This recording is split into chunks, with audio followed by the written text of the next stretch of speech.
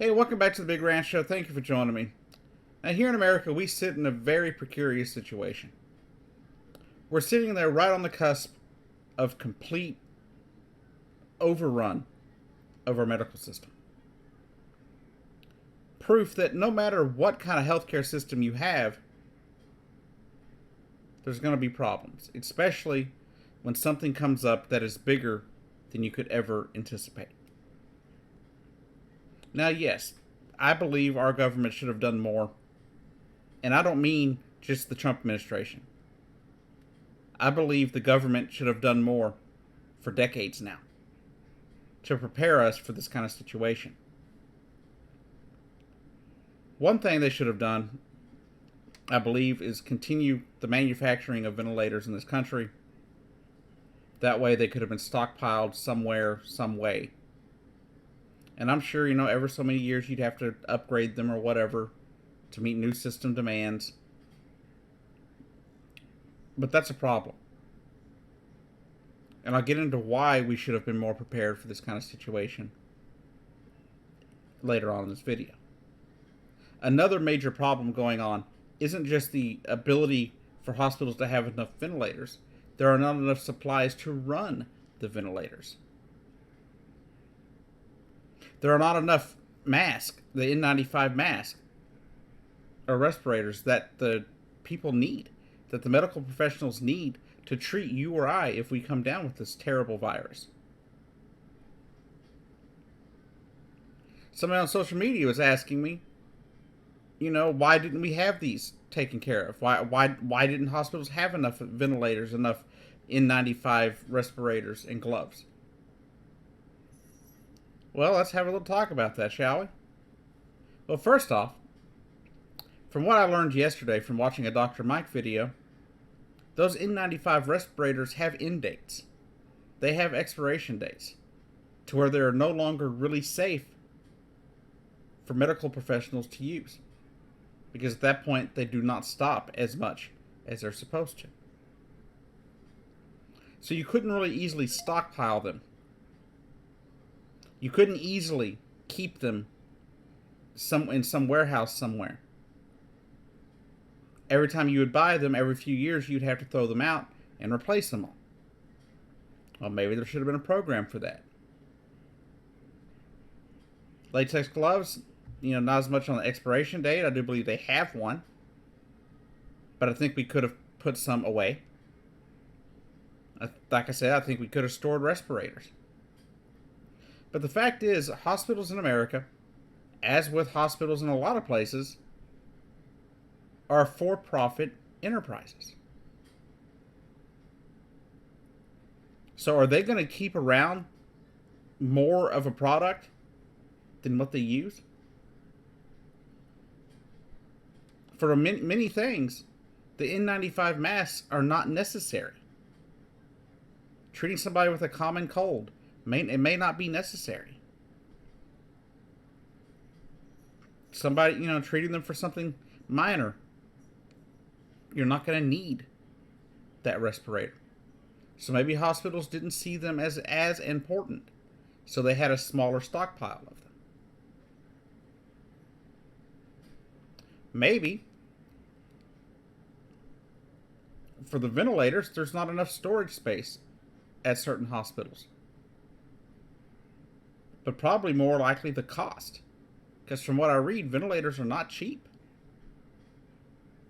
So are you going to buy something, thousands of something per hospital that you don't use on a regular basis? Are you going to have thousands just sitting in storage above and beyond what you normally would use of ventilators? No. That would hurt the profit, would it not? But the fact is, you even see it in Italy, where they don't have enough ventilators. Because their government wasn't able to be prepared for this either. Now, I want to be clear. I don't blame Donald Trump for our supply issue. It's not his fault. Ever since 9/11, we should have been preparing for a pandemic threat like this. And I don't just mean because of some virus getting out of China. No. I'm talking about bioterrorism. There is a very big possibility that at some point a terrorist organization could get their hands on some kind of virus and weaponize it. And we would need these exact things in order to be prepared. George Bush didn't do it. Obama didn't do it. And Trump didn't do it. But really, he hasn't really had time, I don't believe. In 3.5 years, what are you going to really have stockpiled? Nothing. But at the end of the day, these kind of things were not on the radar. Should they be? Yeah. Then again, I'm a worst case scenario kind of person. That's what I see first. And you probably noticed that in my videos. That yes, I am a big picture guy.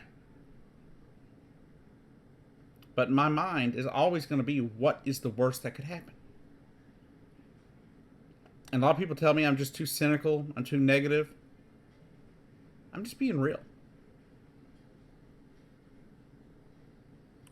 After SARS, after Ebola, after the swine flu in 2009,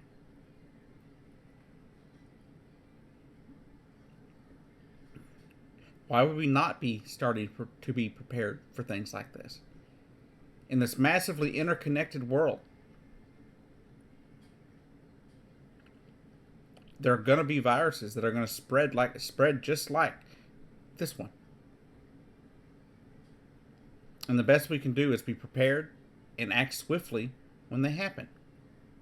And not turn into Hong Kong, who had it all taken care of and then let their guard down.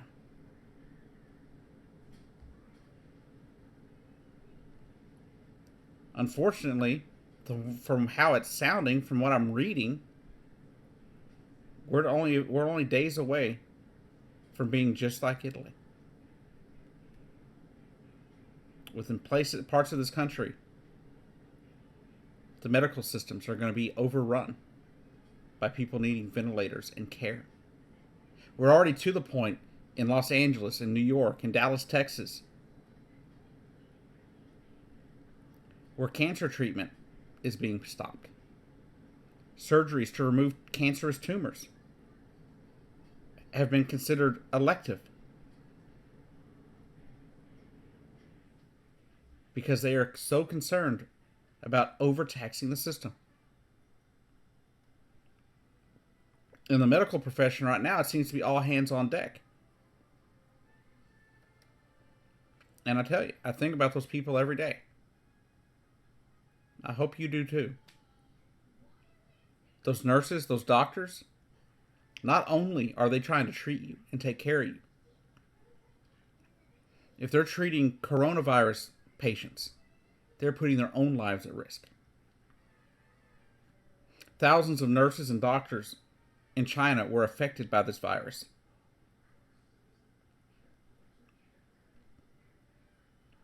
And the numbers are changing as well. There was a thought before that 80% of the people with this virus would never show any symptom and would not show, and if they did show symptoms, they wouldn't be severe. Now we're seeing that it's closer to 50-50 on who will show severe symptoms. It's also a matter of what you consider a severe symptom. Early on, we were just counting the people that needed ventilator help and life support. But the fact is, there are people out there that aren't going to the hospital that have this virus. And they're pretty bad shape. But they're scared to either go, they don't have insurance to go, or they think they're going to just be fine at home.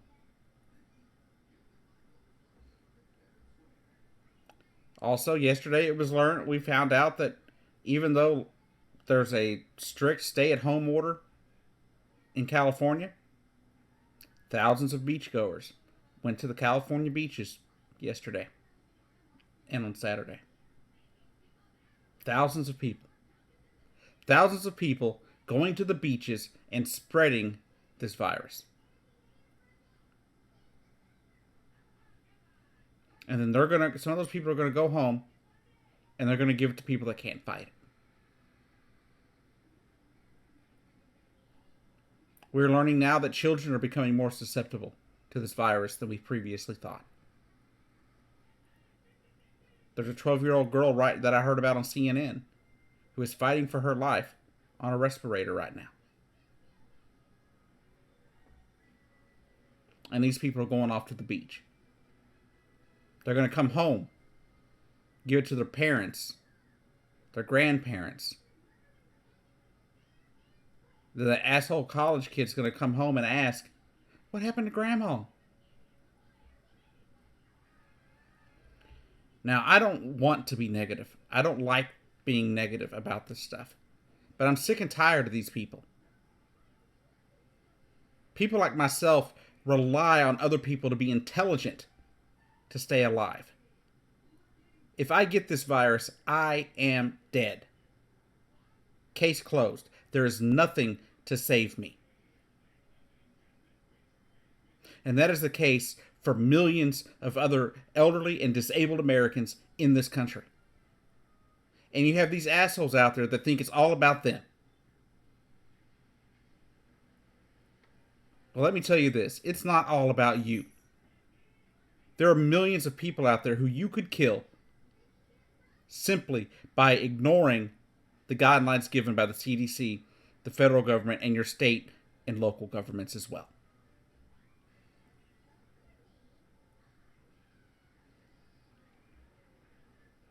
Now, I made this video mostly for the few viewers that actually watch my videos every week.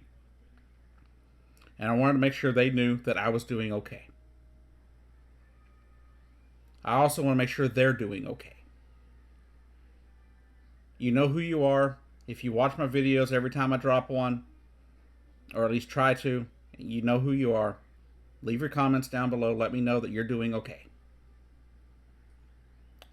Because if there's one thing that keeps this channel going, it's the few people that actually watch my videos.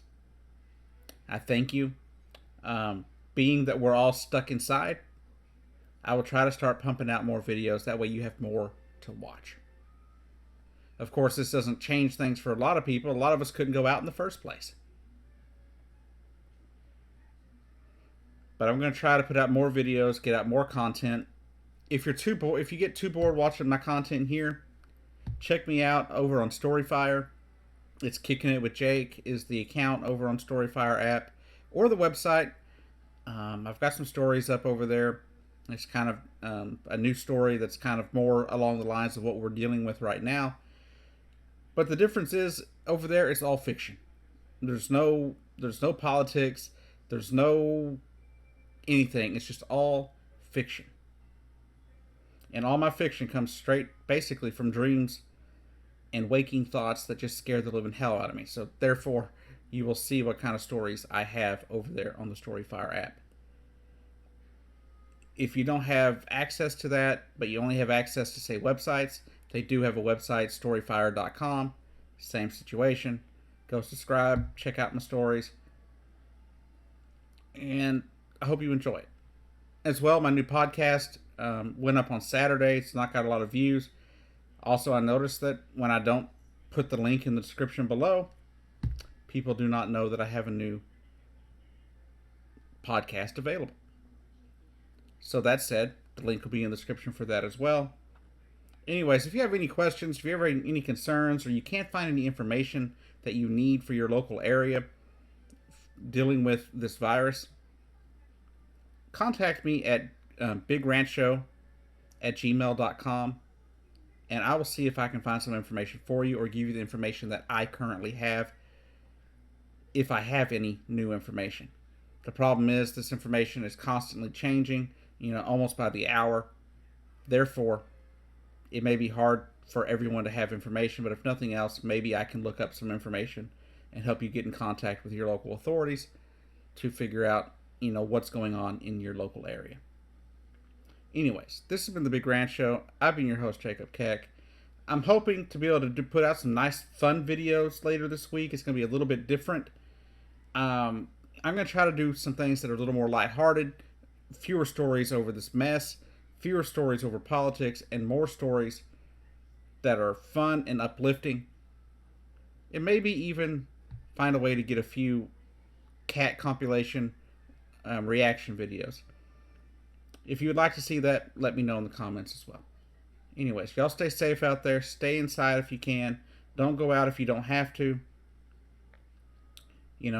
Just heed the advice of the medical professionals in the country. They know what they're talking about. At the end of the day, y'all stay safe out there, though. Thank y'all for watching. I've been your host, Jacob Keck. I'll see you down the road.